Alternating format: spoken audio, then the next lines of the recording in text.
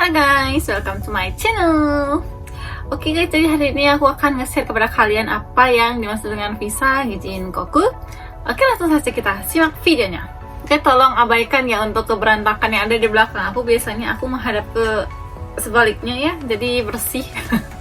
Tapi hari ini aku karena ya adalah pokoknya jadinya videonya agak berantakan di belakangnya untuk latar belakangnya.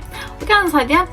Untuk visa Gijinkoku atau yang di Sairu Card itu biasanya tertulis Gijutsu Jinbun Chishiki Kokusai Gyoumu gitu ya. Jadi ada 3 jenis untuk visa engineer yang pekerjaannya itu ada 3, dibagi menjadi 3 seperti itu ya.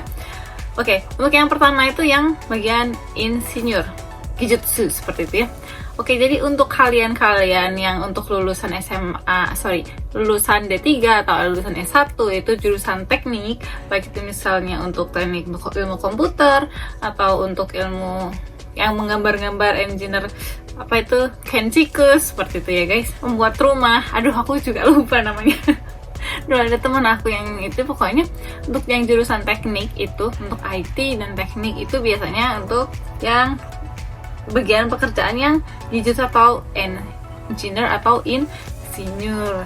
Untuk kalian yang mau pindah kerja dari visa misalkan dari Tokutegino atau dari misalkan magang ke visa Gijinkoku, salah 2 syarat yang harus dipenuhi adalah yaitu kita sudah mempelajari skill yang diperlukan, yaitu untuk misalnya di sini untuk IT berarti kita harus lulusan D3 minimalnya atau S1 untuk IT seperti itu di Indonesia maupun di Jepang.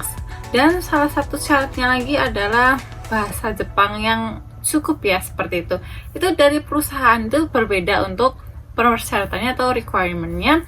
Jadi tidak usah minder ya. Ada yang untuk IT itu tidak terlalu jago bahasa Jepang, itu tidak apa-apa, yang penting bahasa Inggrisnya lumayan seperti itu kan. Oke, jadi itu untuk visa menjadi yang bagian engineer atau Gijutsu seperti itu. Oke, untuk lanjut ke bagian kedua yaitu adalah Jinbun Chishiki. Jinbun Chishiki itu apa? Tidak mengerti. Untuk bahasa Indonesianya itu biasanya adalah humaniora. Jadi untuk pekerjaannya sendiri itu seperti apa?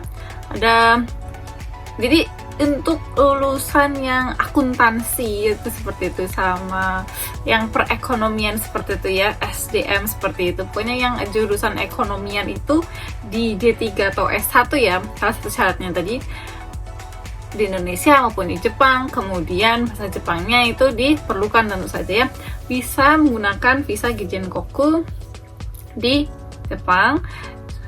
Dan untuk bidang pekerjaannya itu adalah untuk urusan misalnya untuk akuntansi, untuk urusan legal, penjualan, keuangan, kemudian general affair, pokoknya yang di kantor-kantor itu seperti itu. Yang berhubungan dengan bidang yang dipelajari waktu masih kuliah seperti itu ya. Oke, untuk yang ketiga itu adalah jenis Kokusai Gyoumu ya, seperti itu ya, hubungan urusan internasional bahasa Indonesianya. Jadi untuk yang urusan internasional sendiri ini lebih ke penggunaan bahasa seperti aku yang saat ini. Jadi untuk contoh pekerjaannya ya, untuk penerjemahan, interpreter, atau pekerjaan yang membutuhkan skill bahasa di Jepang seperti itu ya, seperti saat check-in, agen check-in di bandara seperti itu kan, travel agent, dan masih banyak lagi. Intinya yang menggunakan skill bahasa. Dan jadi apa sih bedanya untuk visa magang dan visa engineer seperti itu ya guys. Jadi untuk visa magang atau visa Tokutegino ya dan visa engineer itu harus ada kemampuan khususnya.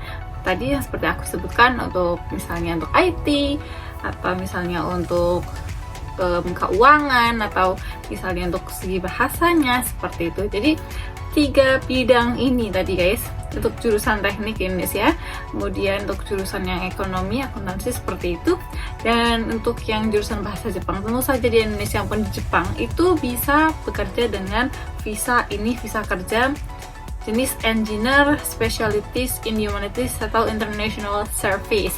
Jadi itu visanya sudah menjadi satu ya, tidak dibagi-bagi seperti itu, aku cuman menjelaskan untuk bagian bidang pekerjaan yang lebih spesifik seperti itu.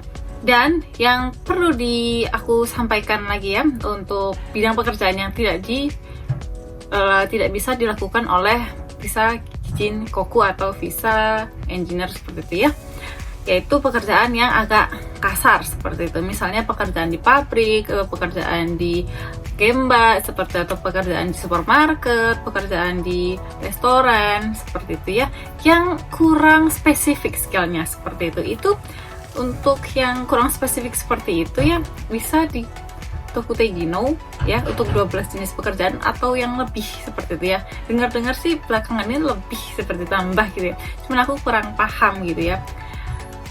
Jadi untuk visa engineer itu harus pekerjaannya itu saja, dan bidang kerjanya itu hanya satu itu saja. Misalkan aku check-in bandara, ya sudah, aku tidak boleh melakukan pekerjaan yang lainnya kalau aku tidak memiliki izin khusus untuk melakukan pekerjaan lain yang masih berhubungan dengan skill atau kemampuan yang aku miliki untuk bekerja seperti itu. Jadi ada pertanyaannya dari kalian untuk apakah bisa langsung jadi dari Tokutegino pindah ke visa Kijin Koku seperti itu ya.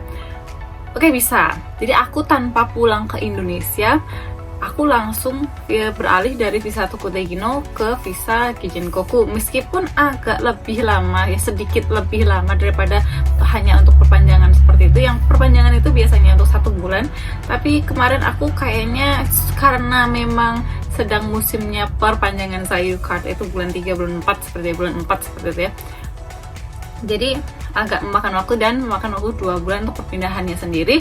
Dan syaratnya adalah dari perusahaan yang menerima kita mau untuk membantu kita mengalihkan visa kita dari visa Tokutegino ke visa Kijin Koku seperti itu. Jadi syaratnya itu tadi sudah aku bilang berkali-kali ya, itu ada sertifikat ya, tentu saja sertifikat dari kita lulus di universitas di Indonesia, baik D3 maupun S1 seperti itu, dan ada kemampuan bahasa Jepang. Itu biasanya ditambahkan saja ya, dari perusahaannya meminta skill kemampuan bahasa Jepangnya seperti ini, minimal seperti itu kan.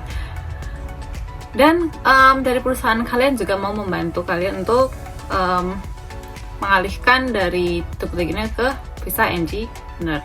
Nah, untuk keuntungan dari visa engineer sendiri itu adalah pekerjaannya paruh waktu, bisa kemudian kita minimal itu 1 tahun ya, tidak seperti Kenshusei seperti itu, atau Tokutegino itu yang kontraknya bahkan sampai 5 tahun, 3 tahun seperti itu. Kita itu bisa membawa keluarga ya, untuk Tokutegino bisa panggil keluarga, untuk engineer juga apalagi bisa panggil keluarga ke sini seperti itu ya.